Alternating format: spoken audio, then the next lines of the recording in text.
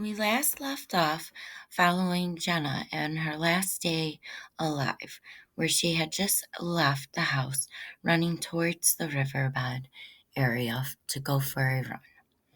Let's pick up on Chapter 5, The Stranger Within, by Kimberly Tracy. Beep, beep, beep, beep, beep, beep. The beeping noise was constant in the room. Hannah lay there helpless on the bed. She slowly opened her eyes and began to look around. She was slightly confused as to where she was. Still in a fog, Hannah rubbed her eyes and let out a yawn. She stretched her arms upward and began to look around more closely. She was no longer at her house, and this was not her bedroom. She could see Ma sitting in a chair in the corner of the room. There was a window that had a view of the courtyard of sorts. Hannah laid there trying to figure out where she was. Then she noticed the pulse oximeter on her right index finger, an IV in her left arm, and compression boots on her legs. She knew now that she was at the hospital. Why am I here? She wondered. There was a vase of lilies on the windowsill and a few get well cards taped to the wall. How long have I been here? Hannah ponders. She rubbed her head, trying to remember how she ended up at the hospital. She's awake! Screamed Ma. She's awake! Ma was overjoyed that Hannah was finally awake. She could not handle losing another loved one, especially so soon. She ran over to the door and looked for the closest nurse's station. Heading down the hallway, she shouted, "Nurse, my daughter just woke up from a coma." She hurriedly walked towards the station to speak with the nurse. "That's wonderful news. I will let the doctor know right away," the nurse responded from behind her station. She picked up the phone and began to dial out. "What room number?" she asked Ma as she reached the station. "Room 343B," rattled off Ma before returning to the room. She walked over to Hannah's bedside and grasped her hand. She looked down at her daughter with such relief in her face. Ma finally felt like she could breathe, finally rest. Unfortunately, this would not necessarily be true until after the doctor came and cleared Hannah. Still in a fog, Hannah continued rubbing her eyes as if to change the image she saw. "Ma," Hannah said weakly, "what happened?" Still unsure of how she ended up at the hospital or even what happened right before, Hannah was very confused. She looked over at the monitors that were attached to her, unsure what most of them were for. She tried to make out what one of the cards had written in it, but the card was too far away for her to read. "Sweetie, do you remember anything?" Ma asked Hannah as she began to rub her hand. She wished there was something she could do for her daughter. This is one of those times where you just had to sit and wait. Hoping that Hannah would remember everything, Mom patiently waited for her to answer. Hannah started while thinking. She tried her best to recall any information. Her head was foggy and it was difficult for her to concentrate. Then after a few moments, she continued. "At a funeral." Hannah could not make out any clear details about the funeral. Ma was glad that Hannah seemed to have her memory coming to her. "Sweetie, let's wait for the doctor. You just rest," Ma suggested. Rest? Haven't I rested enough? Hannah thought, still unsure how long she had been at the hospital. Was it hours, days, or weeks? Hannah was uneasy, waiting for the doctor to return. "Sure," she responded reluctantly. Hannah knew that there really was not much else they could do but wait. Ma and Hannah just sat in the beep of the machines without saying another word to each other. The longer they sat in the room, the more Hannah was able to recall from her memory. Hannah thinks back to that night again, the night that her world was flipped upside down. She recalls the light outside the station wagon coming on. Hannah could tell that there was someone inside, a male. It was still too dark out, and the station wagon was too far away to make out any other details. Hannah settled on the idea that she should wait up for Jenna to return or for the station wagon to leave. With that choice, she continued watching out the window for either to occur. Just when Hannah thought things couldn't get any stranger, the male exited the station wagon quietly, closing the door behind himself. Hannah tried to dig deeper into her mind, searching for the missing piece that would connect the dots for her. She focuses harder on the driver, trying to envision his facial features. That's when she realized it. This driver was their limo driver from the day of the funeral. She was sure of it based on the square jawline. What was he doing there that night? Hannah wondered.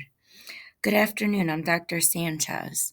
I will need to run a few tests to ensure everything is all right, but first let's start with a preliminary exam. The doctor spoke so fast that it was impossible to get a word in. I'm going to tell you 3 things that I need you to remember, then I will ask for them later. Cat, turtle, banana. Cat, turtle, banana, Hannah said to herself in her mind, trying to store the information. What does a cat, turtle, and banana have in common? She wondered, almost causing her to miss the next question. What was the last holiday that was celebrated? The doctor continued. Hannah dug into her memory. It's June. So what holiday is in May? She thought for a minute before responding. Memorial Day? Unsure of herself, she hoped to be right. She always confused Labor Day and Memorial Day with each other. Correct. And who is the president? The doctor continued. Sleepy Joe. Hannah was drawing a blank on the last name for a moment, then responded again. Biden. She was sure this time that she was right. The question continued this way for a bit. She even was able to remember 3 words from the beginning of the conversation. The next test was a strange type of coordination testing. The doctor had her touch her nose with both fingertips. Then, with eyes closed, she had to flip her hands back and forwards. The doctor would have her do various other tasks before heading for the big tests, the ones that required machines. Hannah to get an MRI of her head done just to make sure there was no internal damage done during the fall. Following the MRI, she would get her blood drawn again to have her levels reevaluated. Hannah was placed onto another bed, then wheeled out of her room. Ma stayed in the room since she was not allowed in the testing rooms. Hannah stared up at the ceiling as she was transported down the second floor for testing. It was nice that the hospital had some ceiling tiles removed and had beautiful pictures replacing them. It gave Hannah a sense of relief while she lay there. Finally, they approached the MRI room. Hannah shifted from the rolling bed onto the MRI machines. She was nervous, not knowing what was going to happen when she slid onto the tube. The nurse placed a helmet-type device on her head that had a mirror in place. The mirror allowed her to view her legs and the two-way mirror outside the machine. The nurse ran through the procedure with Hannah, and it sounded easy. This relieved some of her nerves for the time being. We're ready to begin. The first cycle will last about 3 minutes, the nurse said over a PA system. Hannah laid there waiting for the test to begin. Next, she knew the machine was making a buzzing sound. As she listened to the noises of the machine, she began to drift back to that night again, back to the station wagon.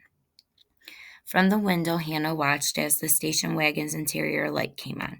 She focused on the male driver of the car, the same driver of the limo from the funeral. Jenna's funeral. Hannah recalled and let out a small tear. Focus, she tells herself, while returning to that night again. Sitting on the edge of the bed, Hannah continues to watch the driver. Curious what he could be up to so late at night, she does not take an eye off of him. Hannah watches as the driver rounds the back of his station wagon and lifts the trunk. She watches him bend into the trunk and pull out a bag. What do you have, she wonders. The driver then moves back to the front of the vehicle. He opens up the driver's door and sits back down. Next, he is moving about the station wagon, but Hannah cannot make out what he is doing. Bzz, bzz, bzz, bzz, bzz. The noises of the machine jerk Hannah from her thoughts. Just when she thought she was getting somewhere with the driver, Hannah decided that she would come back to that night again. Then she felt the machine begin to move. She was relieved as the machine moved her back out of the tube. Hannah was ready to go home, ready to put this nightmare in the past. The nurses came back to the room after a few minutes. One approached Hannah and removed the head guard from her head. The other was moving the rolling cart closer for them. Try to sit up slowly, the other nurse suggested. Hannah could hardly hear her with the earplugs still in. She reached up and pulled both earplugs out. Next, she slowly raised her torso until she was upright. Now Hannah was ready to transition to the rolling cart. The nurse let her move herself from the machine to the cart. Now we're headed for blood work, the nurse said while unlocking the wheels of the cart. She began to push Hannah down the hallway towards the lab. It was not that long before they arrived at the lab. Hannah stoned for a full workup, the nurse told the lab technician while placing the wheels into the lock position again. All right, sweetie, let me see your left arm, the technician stated. Once she had Hannah's arm with the IV, she would be able to draw the blood quickly. Hannah sat still as she could for the technician so as she took the vials of blood from her. Once the technician was finished, she said, "You're all set. Have a good day." And with that, they were back off towards the elevator. Hannah was relieved that the testing was done for now. All she and Ma had left to do was wait on the doctor again. Hopefully, the doctor will have the results soon, wished Hannah. She did not want to stay at the hospital any longer than she already had been there, not that she knew how long that was. Ma, Hannah started, "How long have I been here?" It was a question that she wanted answered. She needed to know how much time was wasted sitting in a hospital bed when she could have been looking for clues. Hannah was determined that she thought long and hard enough the answers would come to her. "Only a day, Hannah," Ma assured her. It had not even been a full 24 hours, but it felt longer to Hannah. The memory fog was so bad that she thought it must have been at least a week. Maybe Hannah was not foggy at all. Maybe her mind just did not want to remember what happened that night. Before Hannah could even talk to Ma, the doctor walked back in. "Good afternoon. I have your results. The MRI was normal, which is what we expected. Your blood work shows you have severe vitamin deficiencies. Have you been eating regularly?" The doctor finished. Hannah looked at the doctor as if in disbelief. How would he know? Hannah wondered. She took a deep breath, then answered quietly, "Not really." She watched the doctor's face to gauge his reaction, but there wasn't one. "What we have determined is that it's a perfect storm that caused you to faint. The lack of nutrition in your body in combination with the heat caused you to faint. We are recommending that you attend a nutrition program upon your release. Is that something you can do for us?" The doctor was long-winded. This made it hard for Hannah to follow him. Every time she would think of a question, he would move on before she could ask it. After a little bit, she would completely forget her question altogether. Hannah looked over at her mom before responding to the doctor. She was looking to see how she should respond to him. After all, they had a lot to do with the house now that Jenna was gone. Ma gave Hannah a nod in agreement. Yes, Hannah let out. "For how long?" The doctor reached into his bag and pulled out some pamphlets for Hannah. "All depends on you and the program you choose. They last anywhere from 1 week up to 8 weeks or for more severe cases. We'll be releasing you soon, but first you need to pick out a program." The doctor handed the pamphlets to Ma for them to look over. "I'll see you later," he said right exiting the room. Hannah and Ma looked at the pamphlets in silence. It was the first time that Ma had even heard or thought about Hannah's eating habits. It was not that Ma did not care, she just was so busy trying to keep them afloat. She had taken a second job after the accident to make ends meet. The girls never wanted for anything, but they did not have much. Once Hannah and Ma picked out her program, they waited for the doctor.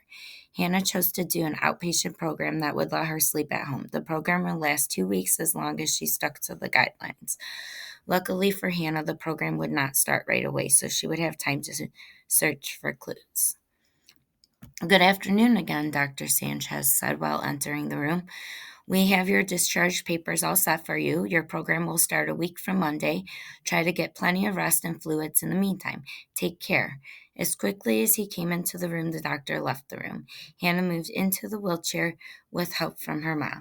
Ma pushed Hannah through the hospital until they finally reached the vehicle. Ma helped Hannah into the vehicle before pushing the wheelchair back. She returned and started up the vehicle. "Would you like to get something to eat?" she asked. Hannah did not know the last time she had something to eat. She was sort of surprised that they let her leave without eating first. "Sure, let's go to Pancake Palace," she suggested.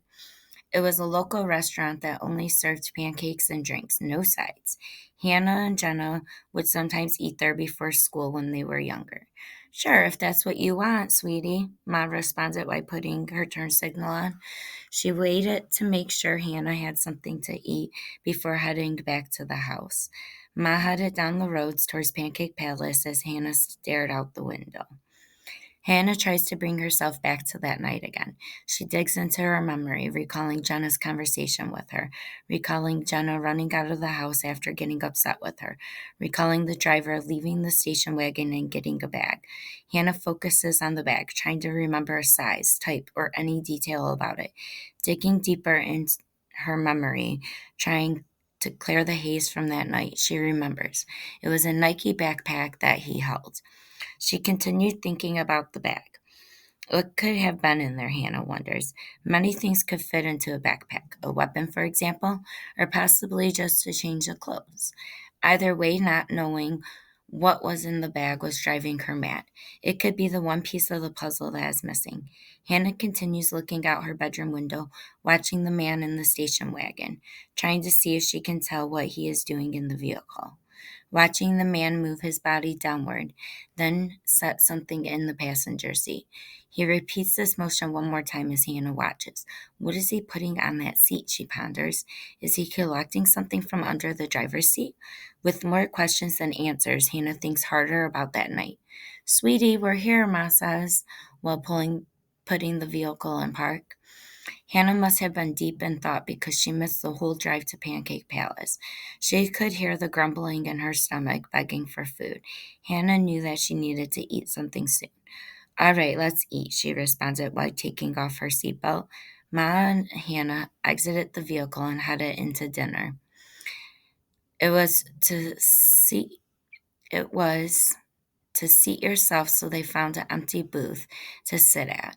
In no time, a waitress was over with the daily menu. It listed all the daily flavors of pancakes. They both looked over the menu. What can I get you to drink today? Asked the waitress while she held out her notepad. She was a little bit older than the other waitresses, but still as friendly. Just a coffee for me, said Ma, with some cream. The waitress wrote down on her notepad, then looked at Hannah. She seemed like she was in a rush to get to another table. I'll take a small apple juice and order a banana chocolate chip pancake, said Hannah, while she watched the waitress write it down. She must be new, thought Hannah, since the waitress had to write everything down. Thank you. I'll be right back with your drink, said the waitress as she put her notepad away. When she finished, she turned around and left. Hannah and Ma sat in the booth waiting for the waitress to return with drinks. Hannah hoped that she would bring the food out soon. The rumbling in her stomach grew. How long did pancakes really take anyway, she thought. Since it would be some time before she returned, Hannah tried to go back to that night again, back to the driver and his bag. Hannah continues looking out her bedroom window, watching the man in the station wagon, trying to see if she can tell what he is doing in the vehicle. Watching the man move his body downward, then set something in the passenger seat. He repeats this motion one more time as Hannah watches. Then Hannah continues to watch the man in the station wagon. He opens the door again. Unsure of what to think, Hannah gets up from the bed and heads towards the window with her phone in hand.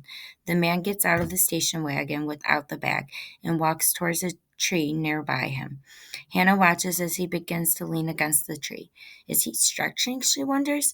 She looks down at the time on her phone, but when her gaze returns, the man is gone.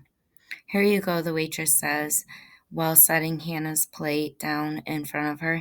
Hannah almost jumped from the shock of the waitress's voice. Do you need any syrup? She asked. No, thank you, Hannah responded quietly. Chocolate banana syrup? Yuck, she thought. Digging into her food, Hannah was excited for that first bite. It had been a few months since she had been to Pancake Palace. She was looking forward to her lunch, even if it was pancakes. When Hannah finished up, Ma went to pay the bill. Hannah sat there thinking about where the man could have gone. Did he go into the woods? Did he know Jenna was there? Was he after Jenna? The more she sat there with her thoughts, the worse they became. Hannah could not wait to leave and head home. All set, sweetie, ready to go? Asked Ma. She must have been tired from the day waiting at the hospital, especially if she stayed up the whole time we were there. Yes, Ma, Hannah stated while getting out of the booth. Ma followed her, and they both headed to the vehicle. Ma went to the vehicle first while Hannah walked around to the passenger side. Once Hannah was in and had her seatbelt on, Ma pulled off. Finally alone for what felt like the first time in a long time, Hannah looked over at her Ma. Ma, I have been thinking a lot lately, and there's no way that Jenna would ever do that to herself. Hannah cautiously told her Ma. She was not sure how to approach the topic except straight on. She hoped that Ma would take it well and hear her out. She thought that she would not just think it's due to fogginess Hannah was still experiencing. I think someone pushed her. That is the end of chapter 5. Please make sure to like and subscribe so that you can have updates on the next chapter release coming next Friday. Enjoy and have a wonderful week. Thank you.